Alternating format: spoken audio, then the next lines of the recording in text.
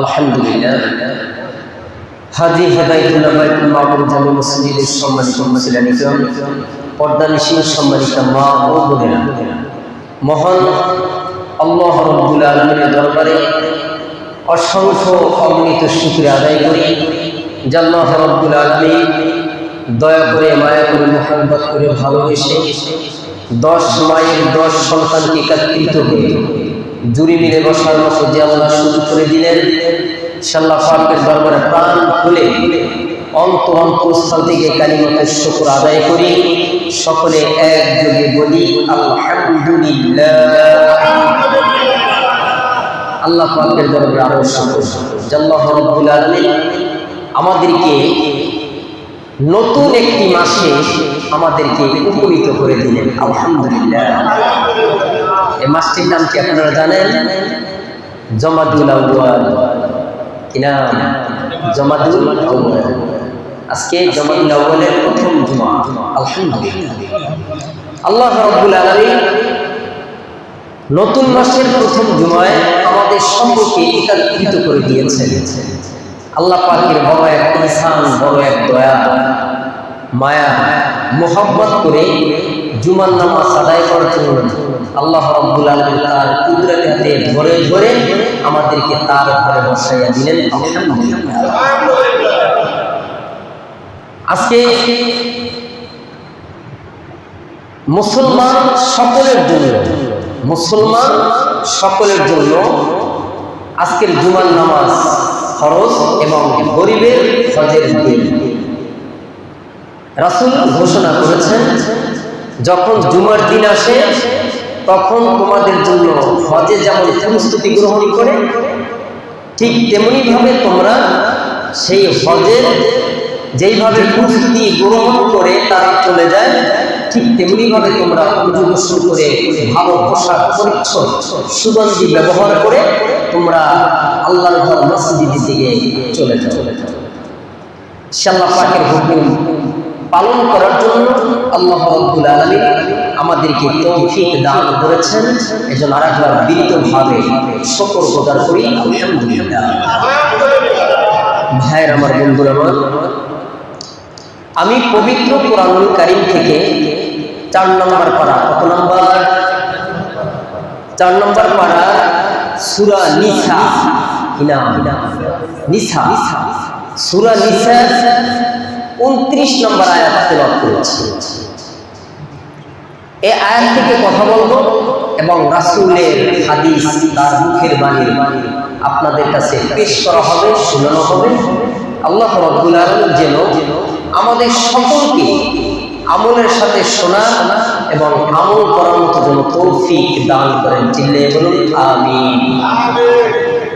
এখন আমরা চলে যাই আল্লাহ রাব্বুল আলামিন এই সূরা নিসা 29 নম্বর আয়াতে কি বললেন। সম্মানিত ভাইরা, আল্লাহ রাব্বুল আলামিন বলেছেন, ইয়া আইয়ুহাল্লাযীনা আমানু লা তাকুলু আমওয়ালাকুম বাইনাকুম বিল বাতিল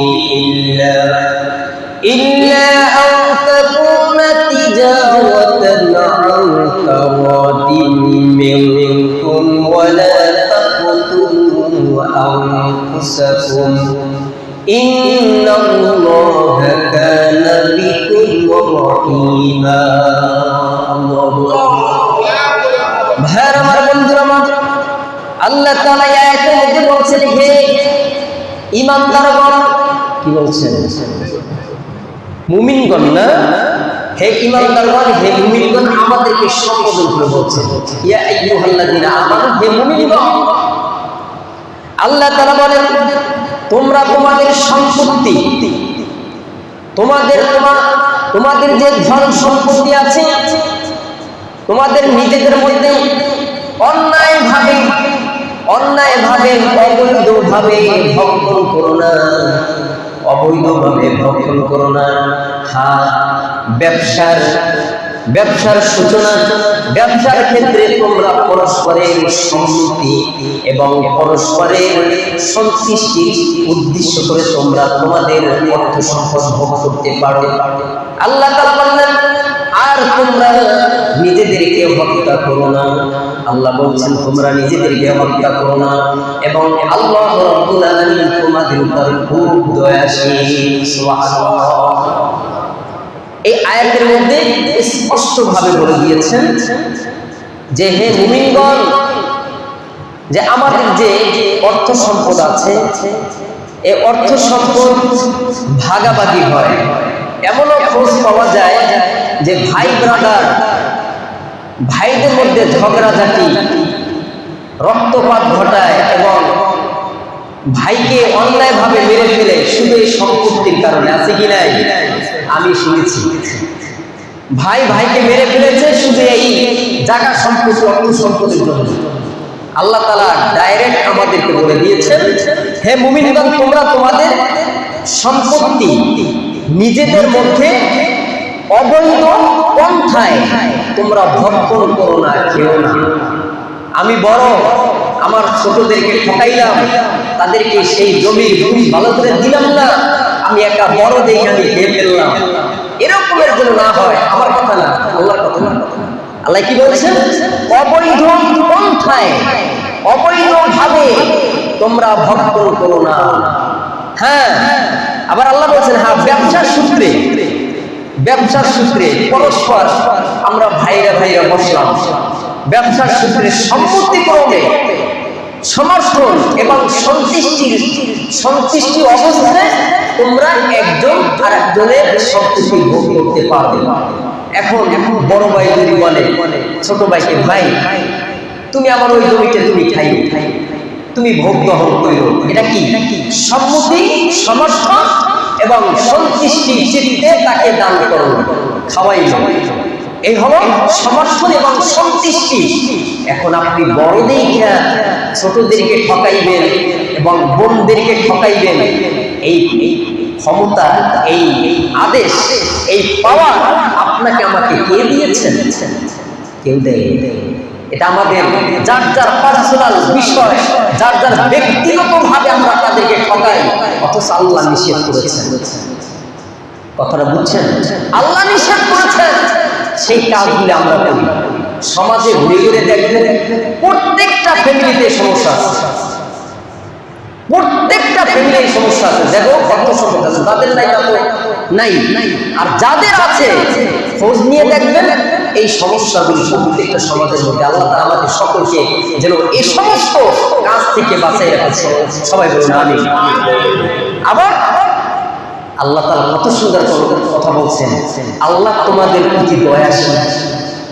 তোমরা যদি এই ভালো কাজগুলি করো, আল্লাহ তোমাদেরকে মাফ করবেন, তোমাদের প্রতি তোমাদেরকে আল্লাহ ভালোবাসবেন, তোমাদেরকে ভালোবাসবেন, তোমাদের গুনাহ রাশি মাফ করবেন। আল্লাহ তাআলা দয়া করেন। আল্লাহকে তো ডাকেন, আল্লাহর কাজগুলি করেন, আমি সহ আমরা সকলে ভালো ভালো কাজগুলি করি, দেখবেন আল্লাহ রহমত, আল্লাহ পাকের গায়বী খাজানার কোনো অভাব নেই। শুধু চাওয়ার, আল্লাহর কাছে চান, ঠিকঠাক মতো চান, আল্লাহ রাব্বুল আলামিন অবশ্যই দান করবেন। আল্লাহ আমাদেরকে মাহরুম করবেন।